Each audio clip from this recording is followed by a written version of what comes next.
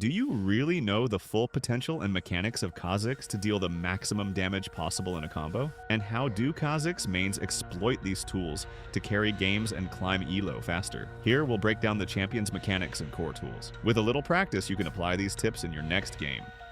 Before the mechanics, the runes. Basically, you only need to choose between Electrocute or Dark Harvest. I prefer and recommend Electrocute to secure more early mid-game damage. The results will always be more consistent. Fundamentals of the mechanics. Most of your damage revolves around passive and Q. In case you don't know yet, the passive makes your next auto attack against champions deal bonus damage and applies a slow after you've been unseen for a while. If the enemy team has vision on you, the passive won't work. Notice the blades won't have the purple glow. At level 1, the focus is animation canceling your auto attack with Q like this. Auto, Q, auto, proc, electrocute. At level 3, we swap that secondary auto for W, making it. When you get level 3 and unlock the jump, you gain extreme mobility. But what you must practice is using your Q during the jump, so the Q has no cast animation. A solid habit is to cast W just before you use E to close on the target. At level 6, I prefer to evolve Q to hit a heavy damage spike and secure objectives or force invades. Our combo gains more options and versatility when there's no single recipe. One example: start auto WQR to reactivate passive, auto QR, auto Q until the target is dead.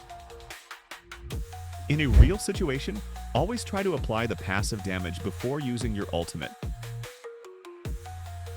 R to ambush and chase down isolated targets. Auto Q R auto Q. Save your E, use it to chase or escape as needed. You can also maximize damage with Tiamat, activating it right after the empowered auto attack.